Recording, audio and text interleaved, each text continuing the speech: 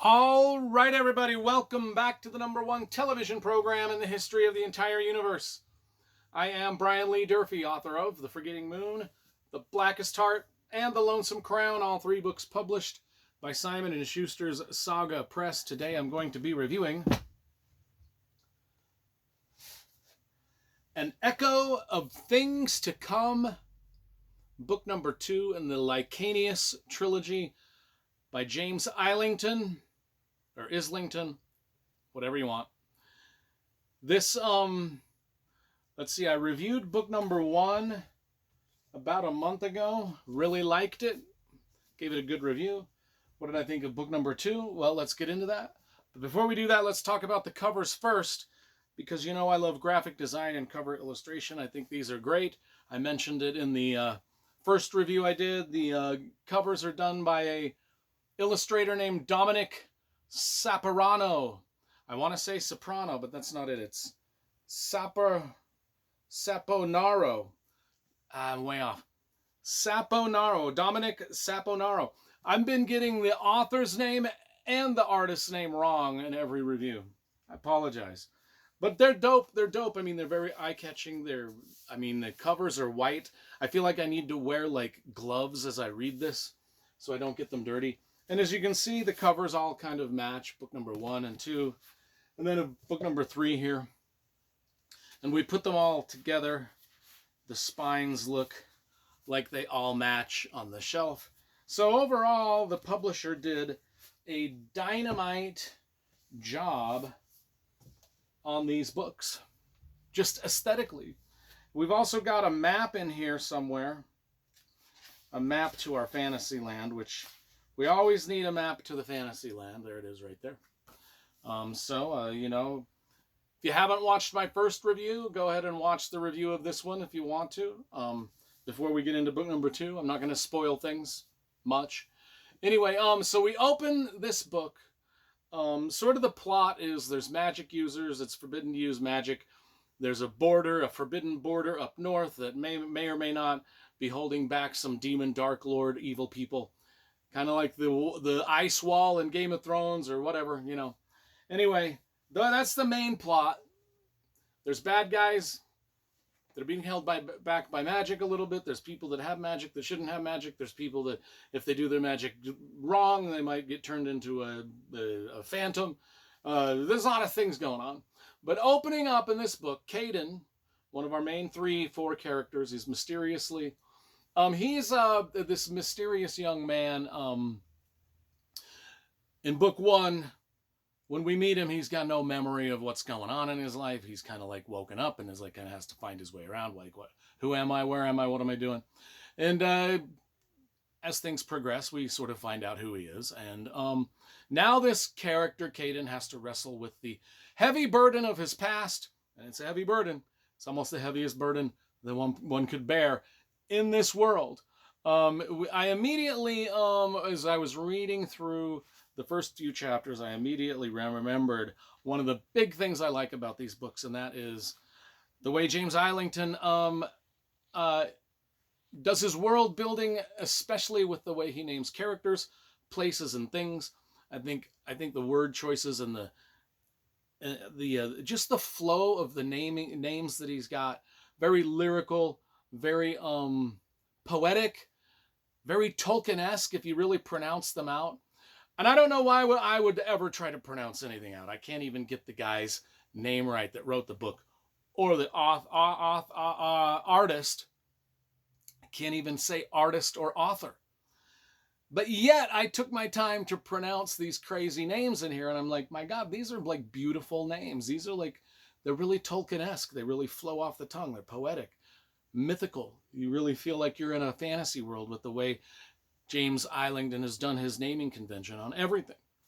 Now, another thing that I noticed really early on is there were some discussions between some characters about the gods El and Shamaloth. Again, I love those names. Though they sound like they belong to gods. El, I will pray to El, while I'm praying to Shamaloth. I like that. We get some discussions about fate and free will, predestination and choice, all of that kind of stuff. The characters are struggling with this. Now, there's a lot of magic in this book, a little bit more so than the first one. I mean, a lot of magic. There's magic portals, there's flashbacks, there's time travel, there's time bubbles, there's capsules that people are getting in. I mean, it's I mean, this is very I compared book one a lot to Terry Brooks and the Sword of Shannara. I stand by that comparison, but I'm gonna say that this is actually more Brandon Sanderson-esque, Brandon Sanderson-like, especially like the Mistborn. Well, even Stormlight Archives. I mean, it's got a lot of magic going on, a lot of magic system, a lot of like gimmicky, sort of relentless, just magic happening all the time. Now, is that good or bad? I don't know. Certainly epic. I will say that. I mean, this is epic fan. I mean, these books are so heavy. I don't even, mostly when I put books up here they fall over during the video. These are so thick. It's like putting an actual brick up there. They're not going to move. A tornado could rip through my library and these would still be standing here.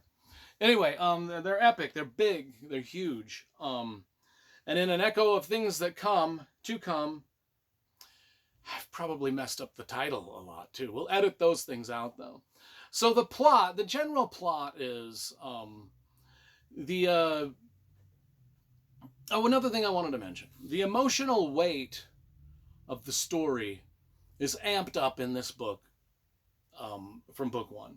You know, you really feel the characters are like carrying around some heavy burdens at this point. And they've seen a lot, done a lot, suffered a lot, triumphed a lot. And everything is kind of like just, you can feel the weight of it suffocating over the top of them like a blanket. And it gets you more invested in what's going on.